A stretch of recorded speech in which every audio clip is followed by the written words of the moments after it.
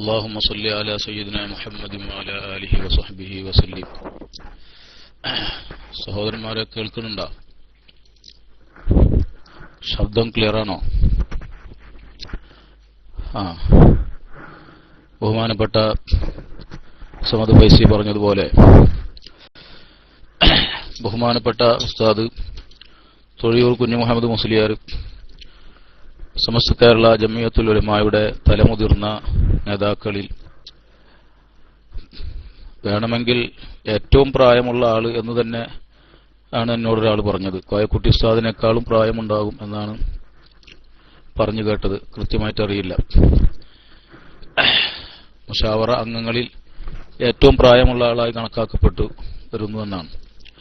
ഏതെങ്കിലും ആവട്ടെ, സമസ്തയുടെ പ്രവർത്തനങ്ങളിലും സമൂഹത്തിന്റെ പൊതുവായ ദീനി രംഗങ്ങളിലും വളരെ ഏറെ സജീവമായി നിലകൊണ്ട ഒരാളാണ് ബഹുമാനപ്പെട്ട തൊഴിയൂർ ഉസ്താദ്.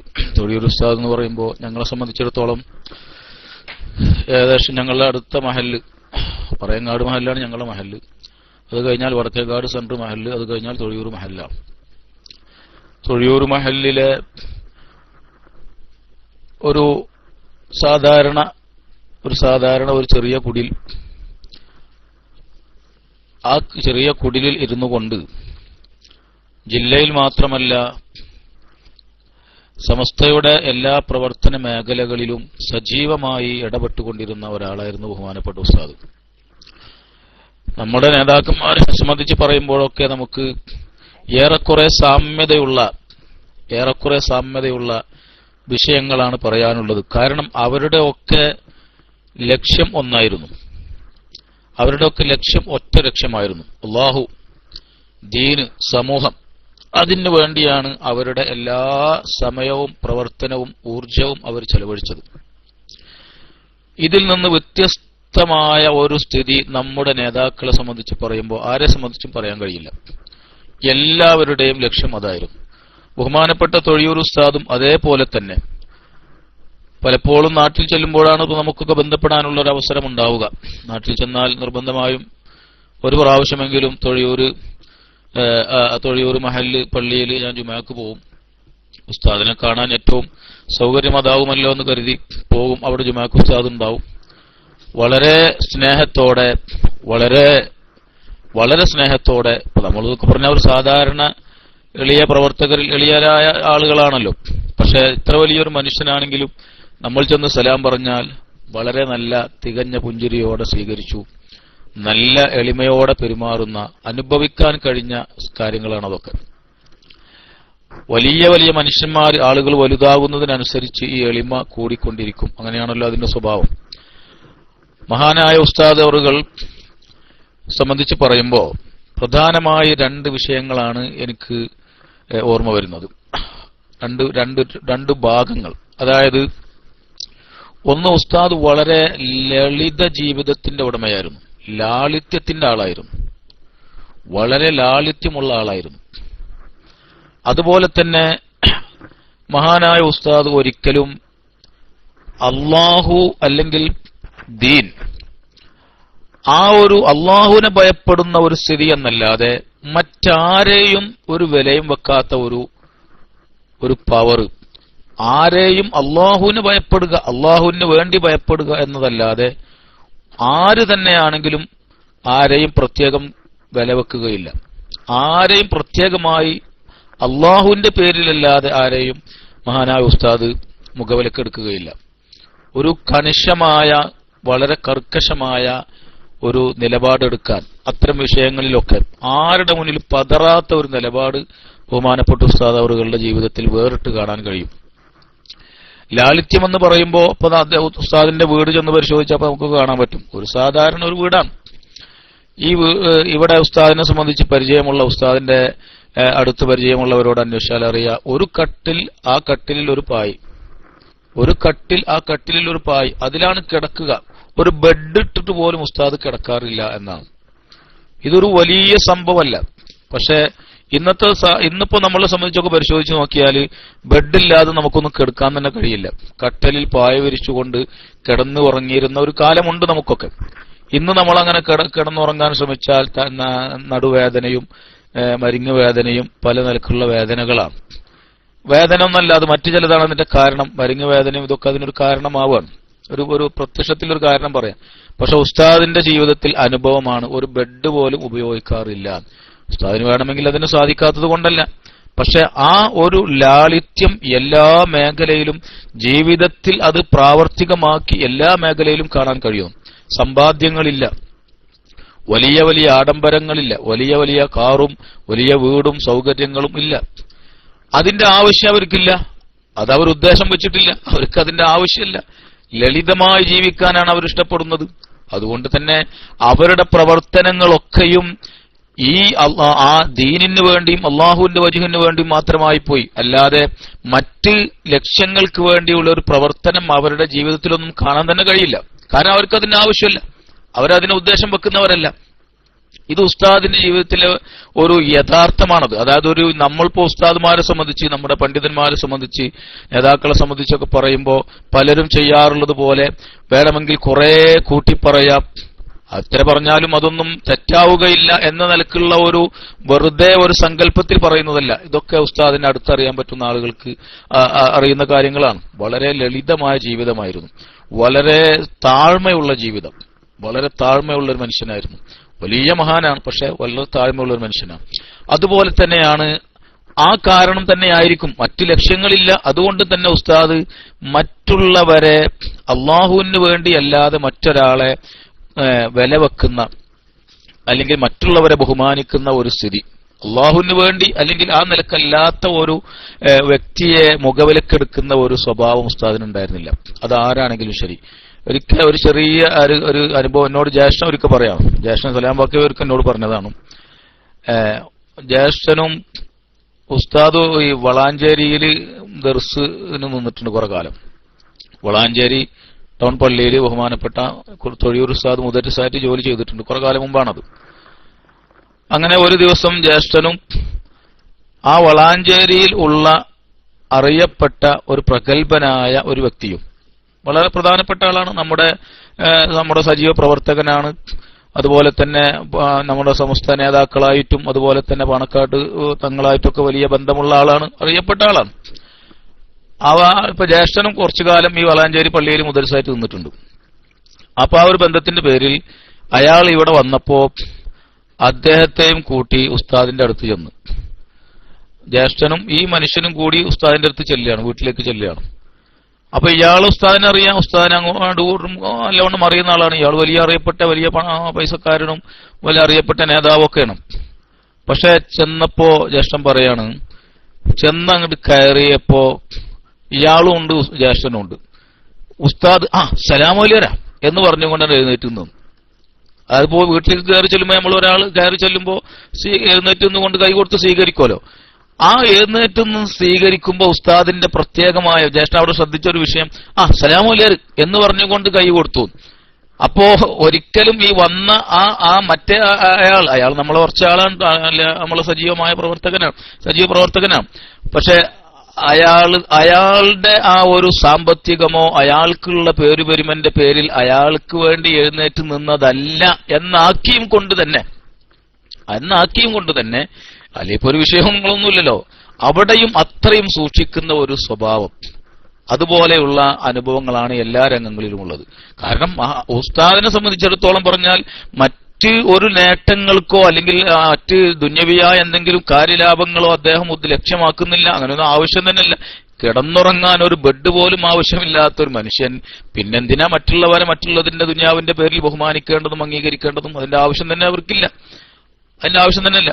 അപ്പൊ ലാളിത്യം എന്നത്, എളിമ എന്ന് പറയുന്നത് ഉണ്ടെങ്കിലും ആ ഒരു സ്വഭാവം എന്ത് ചെയ്തു? അവരുടെ എല്ലാ പ്രവർത്തന മേഖലകളിലും പ്രതിഫലിപ്പിക്കുകയാണ്. ഇത് ജീവിച്ച് നമുക്ക് കാണിച്ചു തരികയാണ്.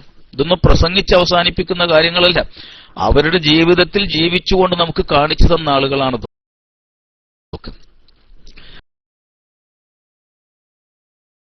നമ്മെ സംബന്ധിച്ചിടത്തോളം സമസ്തയുടെ പ്രവർത്തനം തൃശൂർ ജില്ല എന്ന് പറഞ്ഞാൽ നിങ്ങൾക്കറിയാം, മറ്റു ജില്ലകളെ പോലെയല്ല. തെക്ക് പ്രദേശത്തേക്കുള്ള തൃശൂർ ജില്ല എന്ന് പറഞ്ഞാലും അതുകൊണ്ട് തന്നെ അവിടെ നമ്മുടെ പ്രവർത്തനങ്ങളുടെ കുറവുകളുള്ളിടത്തൊക്കെ നമ്മുടെ ശത്രുക്കൾ സജീവമാണ്. നമ്മുടെ പ്രവർത്തനങ്ങൾ വേണ്ടതുപോലെ സജീവമല്ലാത്ത ഏത് മേഖലകൾ, ഏത് പ്രദേശങ്ങളുണ്ടോ അവിടെയൊക്കെ നമ്മുടെ ശത്രുക്കൾ ഒന്നല്ലെങ്കിൽ മറ്റൊരു രൂപത്തിൽ സജീവമാണ്. കാരണം അവിടെയൊക്കെ അവർക്ക് ചേക്കേറാൻ പറ്റുള്ളൂ. അതുകൊണ്ട് തന്നെ അവിടെ അവർ പരമാവധി അവരുടെ പിടിമുറുക്കാൻ വേണ്ടി ശ്രമിച്ചുകൊണ്ടിരിക്കും. എന്നാൽ തൃശൂർ ജില്ലനെ സംബന്ധിച്ചിടത്തോളം ഉസ്താദിന്റെ സാന്നിധ്യം എന്ന് പറയുന്നത് ഒരു വലിയ സാന്നിധ്യം തന്നെയായിരുന്നു. അത് നമ്മെ സംബന്ധിച്ചിടത്തോളം മാത്രമല്ല, തൃശൂർ ജില്ലയിൽ തന്നെ ഇപ്പൊ ഈ അടുത്ത കാലങ്ങളിലൊക്കെ പരിശോധിച്ചാൽ തൃശൂർ ജില്ലയിൽ തന്നെ എവിടെ ഒരു മഹലിൽ ഒരു വിഷയമുണ്ടായാലും എല്ലാവരും അവസാനം തൊഴിയൂർ ഉസ്താദിന്റെ അടുത്തേക്ക് വിഷയങ്ങളെ വച്ച് അവസാനിപ്പിക്കുന്ന ഒരു സ്ഥിതിയാണ് ഈ അടുത്ത കാലത്തൊക്കെ ഉണ്ടായിരുന്നത്. അത് നമ്മുടെ ആളുകളാണെങ്കിലും ശരി, ഇനി മറ്റേ വിഭാഗക്കാരാണെങ്കിലും ശരി, അവസാനം ഉസ്താദിന്റെ അടുത്ത് പോവുക, ഉസ്താദിന്റെ വാക്ക് പ്രകാരം അവസാനിപ്പിക്കുക. അതൊരു അവസാനത്തെ വാക്കായി അംഗീകരിക്കപ്പെടുന്ന ഒരു സ്ഥിതി ബഹുമാനപ്പെട്ട ഉസ്താദ് അവർക്കുണ്ടായിരുന്നു. കാരണം നേരത്തെ പറഞ്ഞതൊക്കെ തന്നെയാണ്, ഇവർക്കൊന്നും ഇതിന്റെ പിന്നിൽ യാതൊരു ലക്ഷ്യങ്ങളുമില്ല. അതുകൊണ്ട് തന്നെ അവർ ഹക്ക് എന്താണോ യഥാർത്ഥം എന്താണോ അത് പറയും, അതനുസരിച്ച് തീരുമാനമെടുക്കും. അത് ജനങ്ങൾ ഏത് വിഭാഗമാണെങ്കിലും ഒരിക്കലല്ലെങ്കിൽ ഒരിക്കൽ അത് ശരിയാണെന്ന് അവർ തിരിച്ചറിയും. അതുകൊണ്ട് തന്നെ എല്ലാവരും അത് അംഗീകരിക്കാൻ നിർബന്ധിതരാവുകയും ചെയ്യും. ഈ ഒരു അവസ്ഥ തൃശൂർ ജില്ലയെ സംബന്ധിച്ചിടത്തോളം ഉസ്താദിന്റെ സാന്നിധ്യം എന്ന് പറയുന്നത് ഒരു പിടിവള്ളി തന്നെയായിരുന്നു നമ്മെ സംബന്ധിച്ചിടത്തോളം. ഇനിയുള്ള കാര്യങ്ങൾ അല്ലാഹു സുബ്ഹാനഹു വ തആല അങ്ങനെ ഒന്ന് നമുക്ക് നഷ്ടപ്പെടുമ്പോ സമസ്തയാണല്ലോ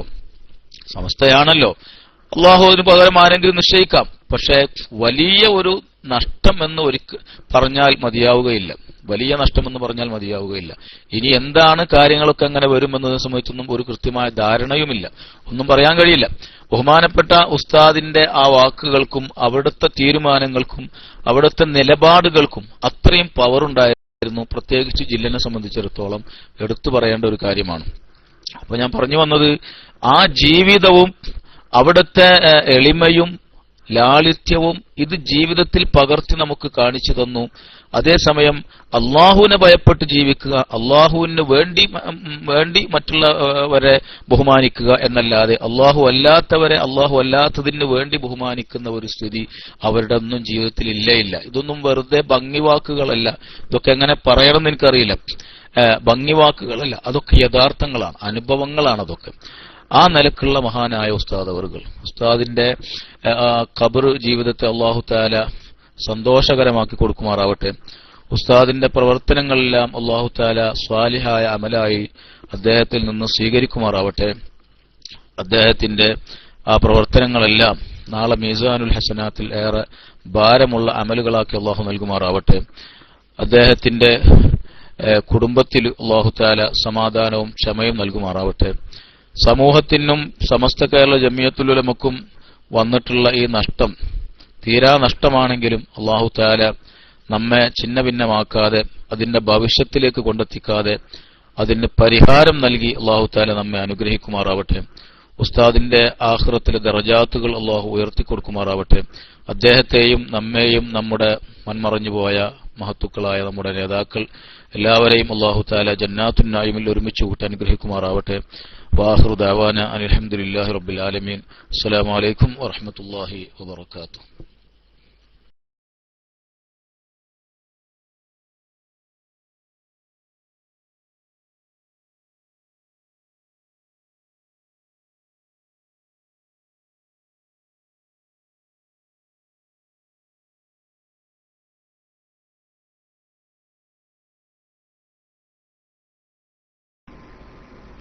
വലൈക്കും അസ്സലാം വറഹ്മത്തുള്ളാഹി വബറകാതുഹു. ബഹുമാനപ്പെട്ട ജലീൽ ദാരിമി ഉസ്താദാണ്. ഉസ്താദിനെ അനുസ്മരിച്ചും ദുആ ചെയ്തു. ഇൻഷാ അല്ലാഹ് ഇനി സമദ് ബൈസ്ത പോയോ? ശംസുദ്ദീൻ ബൈസ്ത എത്തിയിട്ടുണ്ട്. ഓക്കെ, ഉസ്താദ് ബാക്കി പറയും.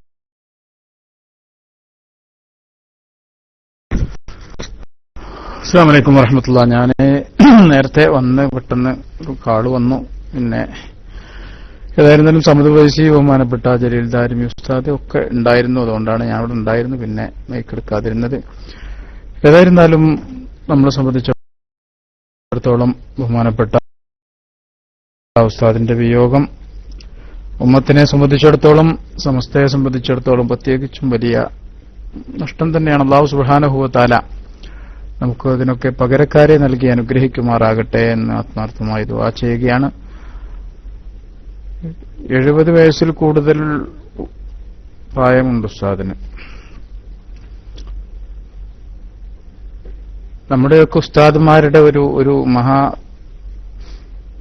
ഭാഗ്യം എന്ന് പറയുന്നത്, നിങ്ങൾ ഓർത്തു നോക്കൂ, എല്ലാം കഴിഞ്ഞ കാളമ്പാടി ഉസ്താദിന്റെ വഫാത്തിന്റെ തലേ ദിവസം ബഹുമാനപ്പെട്ടവരെല്ലാ ഉത്തരവാദിത്തങ്ങളും എല്ലാ കാര്യങ്ങളും മക്കളോട് പറഞ്ഞേൽപ്പിച്ചു.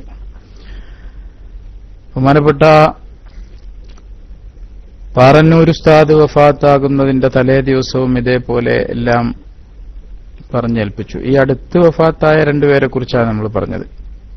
ഹൈദറോസ് ഉസ്താദും വഫാത്തായപ്പോ കാര്യങ്ങളൊക്കെ ബഹുമാനപ്പെട്ട മകൻ തൊയ്യബ് ഫൈസിയെയും മറ്റും കൃത്യമായി തലേ ദിവസം തന്നെ പറഞ്ഞ് ഏൽപ്പിച്ച് കാര്യങ്ങളൊക്കെ കൃത്യമാക്കിയതൊക്കെ പലപ്പോഴും നമ്മൾ കേട്ടു.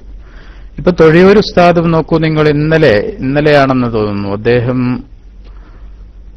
വഹിച്ചുകൊണ്ടിരിക്കുന്ന ഏറ്റവും പ്രധാനപ്പെട്ട ഉത്തരവാദിത്തം എന്ന് പറയുന്നത് തൊഴിയൂർ ദാറുർ റഹ്മയുടെ ഉത്തരവാദിത്തമാണ്. അദ്ദേഹത്തിന്റെ എല്ലാ ജീവിതം മുഴുവനും അതിനുവേണ്ടിയാണ് വിനിയോഗിക്കുന്നത്. അവിടെ മാത്രമാണ് ബഹുമാനപ്പെട്ട ഉസ്താദ് തന്റെ ജീവിതം മുഴുവനും ചെലവഴിച്ചത്. ഇന്നലെ അതിന്റെ വർക്കിംഗ് സെക്രട്ടറിയായി ബഹുമാനപ്പെട്ട അബ്ദുൽ ഹക്കീം ഫൈസി പൈങ്കണ്ണിയൂരിനെ ചുമതലപ്പെടുത്തിയത് നമ്മളൊക്കെ മാധ്യമങ്ങളിലൂടെ കാണുകയുണ്ടായി. ആ ഉത്തരവാദിത്തങ്ങളൊക്കെ അബ്ദുൽ കരീം ഫൈസി പൈങ്കണ്ണിയൂർ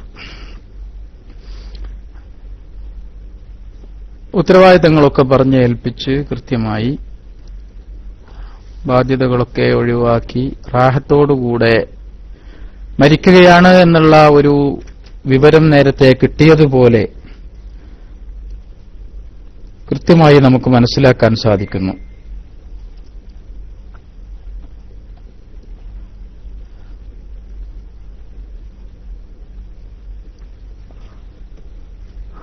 അപ്പോ ഇതൊക്കെ തന്നെയാണ് സമസ്തയുടെ മഹത്വം, നമ്മുടെ നേതൃത്വത്തിന്റെ മഹത്വം എന്ന് പറയുന്നത്. അല്ലാഹു സുബ്ഹാനഹു വ തആല നൽകുന്ന വലിയൊരു അനുഗ്രഹമാണത്.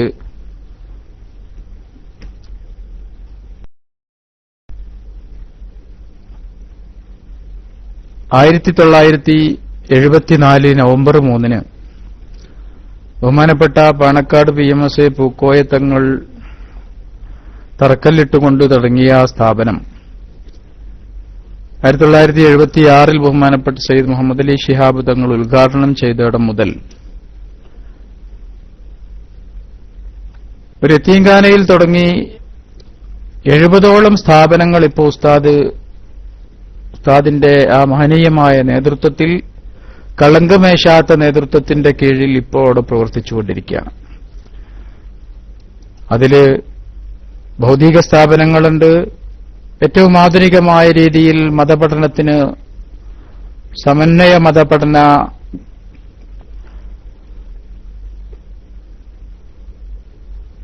രീതി സമസ്ത ആവിഷ്കരിച്ചപ്പോൾ അതും അവിടെ കൊണ്ടുവന്നു. വാഫി കോളേജ്,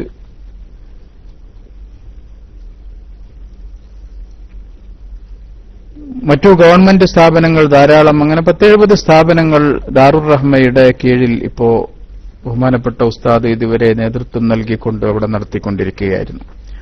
തൃശൂർ ജില്ലയെ സംബന്ധിച്ചിടത്തോളം വലിയ ഒരു അനുഗ്രഹമായിരുന്നു ബഹുമാനപ്പെട്ട ഉസ്താദിന്റെ നേതൃത്വം എന്നുള്ളത്.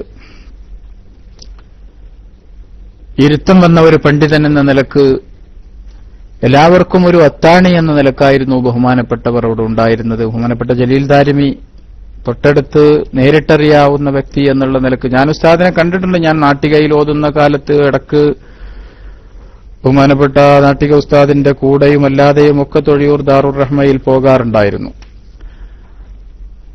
അവിടുന്ന് ഇറങ്ങിയിരുന്ന റഹ്മ എന്നാണെന്ന് തോന്നുന്നു ഒരു മാസിക അവിടുന്ന് ഇറങ്ങാറുണ്ടായിരുന്നു. അതിന്റെയൊക്കെ കാര്യത്തിനു വേണ്ടി ബഹുമാനപ്പെട്ട ഉസ്താദിന്റെ കൂടെ പലപ്പോഴും, അതെ റഹ്മത്ത്, അതിന്റെ കാര്യത്തിനൊക്കെ ഒന്നിലധികം തവണ ഉസ്താദിന്റെ കൂടെ പോയ ഓർമ്മയുണ്ട്. ഞാൻ വളരെ ചെറുതാണ് ആ കാലത്ത്. അന്നൊക്കെ നമ്മൾ കുട്ടികളാണെങ്കിലും വലിയവരാണെങ്കിലും ഒക്കെ വളരെ ലാളിത്യത്തോടുകൂടി നമ്മളെ സ്വീകരിക്കുകയും ഉപദേശങ്ങൾ നൽകുകയും ഒക്കെ ചെയ്തിരുന്നത്. പിന്നീട് അവിടെ തന്നെ ഓതിയിരുന്ന കാലത്താണ് തൃശൂർ ജില്ലയിൽ മാലിക്കുബുദ്ദീനാർ കോംപ്ലക്സ് എന്ന പേരിൽ വലിയ ഒരു സ്ഥാപനം ബഹുമാനപ്പെട്ട നാട്ടിക ഉസ്താദിന്റെയും ബഹുമാനപ്പെട്ട സയ്യിദ് അബ്ദുറഹ്മാൻ അസ്ഹരി തങ്ങളുടെയും ഒക്കെ നേതൃത്വത്തിൽ ബഹുമാനപ്പെട്ട തൊഴിയൂർ ഉസ്താദിന്റെയും കൂടെ മഹനീയമായ നേതൃത്വത്തിൽ പ്രവർത്തനം ആരംഭിച്ചത്. അതിന്റെയും ഒക്കെ പ്രവർത്തനത്തിന് പലപ്പോഴായി ബഹുമാനപ്പെട്ട ഉസ്താദുമായി സംസാരിക്കാൻ സാധിച്ചിട്ടുണ്ട്. പിന്നീട് ഒരുപാട് കാലം ബന്ധങ്ങളൊന്നും തുടരാൻ സാധിക്കാത്തതിന്റെ പേരിൽ ഈ അടുത്ത കുറെ കാലങ്ങളായി 10-25 വർഷങ്ങളായി നേരിട്ട് ബന്ധങ്ങളൊന്നുമില്ലെങ്കിലും ബഹുമാനപ്പെട്ട ഉസ്താദിന്റെ ആ ലാളിത്യം നമ്മളെയൊക്കെ വളരെയേറെ അത്ഭുതപ്പെടുത്തുന്നവരാണ്. വലിയ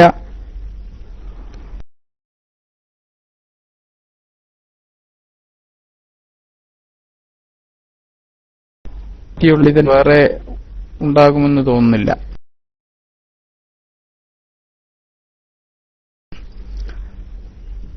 തെക്കകത്തു നിന്നുള്ള ഒരു നേതൃത്വം എന്ന നിലക്ക് ബഹുമാനപ്പെട്ടവർക്ക് സമസ്തയിൽ അതിന്റേതായ സ്ഥാനങ്ങളും ഉത്തരവാദിത്തങ്ങളുമൊക്കെ ഉണ്ടായിരുന്നു. ഞാൻ പറഞ്ഞു വന്നത്, ഇവരുടെയൊക്കെ വഫാത്ത് കൊണ്ട് നമുക്ക് മനസ്സിലാക്കാൻ സാധിക്കുന്ന വലിയൊരു വസ്തുത വീണ്ടും വീണ്ടും അല്ലാഹു സുബ്ഹാനഹു വ തആല നമ്മളെ ബോധ്യപ്പെടുത്തി തരുന്നത് സമസ്തയാണ് സത്യം, സമസ്ത മാത്രമാണ് സത്യം എന്ന വസ്തുതയാണ്. ആഖിബത്ത് എങ്ങനെ എന്നുള്ളതാണ് ഒരു വ്യക്തിയുടെ വിജയപരാജയത്തിന്റെ നിദാനമായി കണക്കാക്കാൻ റസൂലുള്ളാഹി സ്വല്ലല്ലാഹു അലൈഹി വസല്ലം തങ്ങൾ പഠിപ്പിച്ചത്. ഇവിടെ നമ്മൾ കാണുന്നതൊക്കെ നമ്മുടെ നേതാക്കന്മാരിൽ നിന്ന് നമുക്ക് കാണാൻ അനുഭവിക്കാൻ സാധിച്ചതൊക്കെ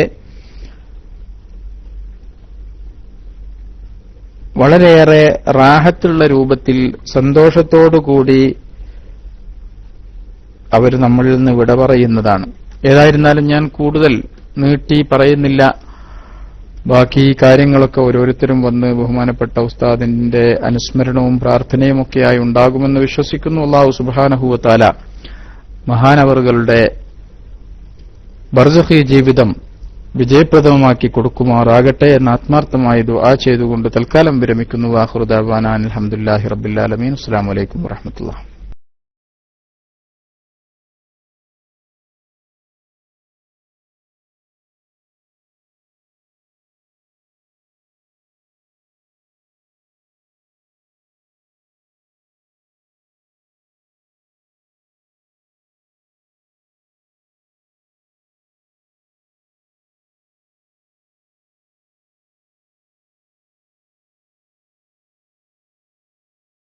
المتقين والصلاة والسلام على أشرف المرسلين وعلى آله وأصحابه أجمعين أما بعد. ഏതായാലും പ്രിയപ്പെട്ട സുഹൃത്തുക്കളെ, ഇവിടെ ഇതുവരെ ബഹുമാനപ്പെട്ട സംസുദ്ദീൻ ഫൈദ് ഉസ്താദ് ബഹുമാനപ്പെട്ട തൊഴിയൂർ ഉസ്താദിനെ അനുസ്മരിക്കുകയായിരുന്നു. മൗത്തുൽ ആലിമി മൗത്തുൽ ആലം, പണ്ഡിതന്മാരുടെ മരണം അത് ലോകത്തിന്റെ മരണമാണ് എന്നാണ്. അള്ളാഹുവിന്റെ ആ വിധി അത് തടുക്കാൻ ആർക്കും സാധ്യമല്ല.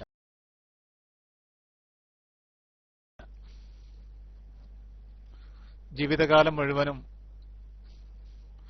ദീനി ദഅവത്തിനായിട്ട് ജീവിതം മാറ്റിവെച്ച മഹാന്മാരിൽപ്പെട്ട ഒരു മഹാനായിരുന്നു ബഹുമാനപ്പെട്ട തൊഴിയൂർ ഉസ്താദ്. എനിക്ക് അത്ര അടുത്ത ബന്ധങ്ങളൊന്നും ഇല്ലെങ്കിലും ഇങ്ങനെ സംസ്ഥ മുഷാവറ മെമ്പറാണ്. ഇങ്ങനെ കേട്ട് വായിച്ച് കേട്ടുള്ള അറിവ് മാത്രമേ എനിക്കുള്ളൂ. നേരിട്ട് ഞാൻ കണ്ടിട്ടില്ല ബഹുമാനപ്പെട്ട തൊഴിയൂർ ഉസ്താദിനെ. അപ്പൊ അതുകൊണ്ട് അങ്ങനെയുള്ള മഹത്തുക്കളായ ആളുകൾ സംസുദ്ദീൻ ഫൈദ് ഉസ്താദ് പറഞ്ഞതുപോലെ സത്യത്തിന്റെ പാന്താവിലാണ്, സത്യത്തിന്റെ വഴിയിലാണ് നമ്മളൊക്കെ ഉള്ളത് എന്നതിനേക്കുള്ള ഏറ്റവും വലിയ തെളിവാണ് മഹാന്മാരായ ആളുകൾ നമുക്ക് കാണിച്ചു തന്ന മാതൃകയും അവരുടെ മരണവും. അതൊക്കെ തന്നെയാണ് ഹക്കാണ് നമ്മൾ നിലകൊള്ളുന്ന പ്രസ്ഥാനം എന്നതിന് ഏറ്റവും വലിയ തെളിവ്. ഇതൊക്കെ തന്നെ മതി. അള്ളാഹു ആ മഹാന്മാരോടുകൂടെ നാളെ സ്വർഗീയ ലോകത്ത് നമ്മെയും നമ്മെ ബന്ധപ്പെട്ട എല്ലാവരെയും ഒരുമിച്ച് കൂട്ടി അനുഗ്രഹിക്കുമാറാകട്ടെ. വലിയ വലിയ ആളുകൾ, അങ്ങനെയുള്ള വലിയ വലിയ തഖ്വയുള്ള പണ്ഡിതന്മാരൊക്കെ നമ്മളിൽ നിന്ന് മരണപ്പെട്ടു പോവുകയാണ്.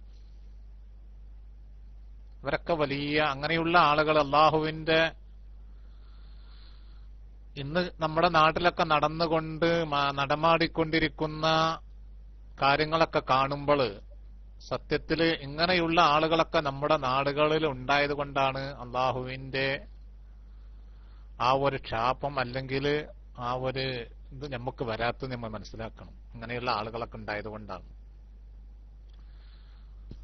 ബഹുമാനപ്പെട്ട തൊഴിൽ ഉസ്താദിനെ പോലെയുള്ള, അത്തിപ്പറ്റ ഉസ്താദിനെ പോലെയുള്ള മഹാന്മാരായ ആളുകൾ, ഇവരൊക്കെ ജീവിതം തന്നെ ഇവര് ദീനീ ദഅവത്തിന് വേണ്ടി, അത്തിപ്പറ്റ ഉസ്താദിന്റെ ഇത്രയും കാലം ഇപ്പോഴും ഇപ്പൊ വിഷമത്തിലായി, ഒരു രോഗത്തിലായി എന്നാലും നല്ല ആരോഗ്യമുള്ള സമയം മുഴുവനും സമ്പത്തും സമയവും മുഴുവനും ദീനീ ദഅവത്തിനൊക്കെ വേണ്ടി മാറ്റിവെച്ചൊരു മഹാനാണ് ബഹുമാനപ്പെട്ട അതുപോലെ അത്തിപ്പറ്റ ഉസ്താദ്. അല്ലാഹു ദീർഘായുസ്സും ആഫിയത്തും നൽകി അനുഗ്രഹിക്കുമാറാകട്ടെ. നമുക്കൊക്കെ അറിയാം. അപ്പൊ അങ്ങനെയുള്ള ആളുകളൊക്കെ ഇന്ന് നമ്മുടെ നാട്ടിൽ ജീവിച്ചിരിക്കുന്നത് കൊണ്ടാണ് അള്ളാഹുവിന്റെ ലാനത്തൊക്കെ സത്യത്തില് നമ്മുടെ നാട്ടുകളിലൊക്കെ വരാത്തെന്നാണ് ഞാൻ മനസ്സിലാക്കുന്നത്. അത്രയും മോശമായ രീതിയിലാണെന്ന് എവിടെ നോക്കിയാലും നല്ലത് കാണാൻ ഇന്ന് സത്യത്തില് നമ്മുടെ നാടുകളിലൊക്കെ വളരെ കുറവ്. നമ്മളൊക്കെ ഇത് ഗൾഫ് നാടുകളിൽ ജീവിക്കുന്നതുകൊണ്ടാണ് അത്രത്തോളം. അല്ലെങ്കിൽ നാട്ടിൽ എവിടെ നോക്കിയാലും അനാവശ്യ വിഷയങ്ങളും അനാവശ്യ കാര്യങ്ങളും അതിനുവേണ്ടി സ്റ്റേജ് കെട്ടലും അതിനുവേണ്ടി അങ്ങനെയുള്ള രീതിയിലാണെന്ന് ഇപ്പൊ എവിടേക്ക് നോക്കി തിരിഞ്ഞാലും ഒരു ഹറാമിയത്തിലേക്ക് എത്തിപ്പെടുന്ന ഒരവസ്ഥയാണെന്ന് നമ്മുടെ നാട്ടിലൊക്കെ. മാന്യമായിട്ട് ഒരു പെൺകുട്ടിക്ക് പുറത്തിറങ്ങാൻ പറ്റാത്ത അവസ്ഥ നമ്മുടെ നാട്ടിലൊക്കെ ഉണ്ട്. അപ്പൊ അള്ളാഹുവിന്റെ ലാനത്ത് ഇറങ്ങാത്തത് ഇതൊക്കെ തന്നെയാണ്. ഇങ്ങനെയുള്ള ആളുകളൊക്കെ ഇന്ന് നമ്മുടെ നാടുകളിൽ ഉള്ളത് കൊണ്ടാണ്. അപ്പൊ അവരൊക്കെ നമ്മളിൽ നിന്ന് വിട പറയുകയാണ്. എന്താണ് അള്ളാഹുവിന്റെ വിധി അങ്ങനെയാണ്. ജനിച്ചാല് മരണം എന്നുള്ളത് അത് ഉറപ്പാണ്, അത് തീർച്ചയാണ്. പക്ഷെ അവരൊക്കെ ജീവിച്ചതുപോലെ ജീവിക്കാൻ നമുക്ക് സാധിക്കുന്നില്ലെങ്കിലും അവരുടെയൊക്കെ വഴിയിലൂടെ നീങ്ങാനെങ്കിലും, മനസ്സുകൊണ്ടെങ്കിലും അവരുടെയൊക്കെ വഴിയിലൂടെ നീങ്ങാനെങ്കിലും നമ്മളൊക്കെ സന്നദ്ധത കാണിക്കണം.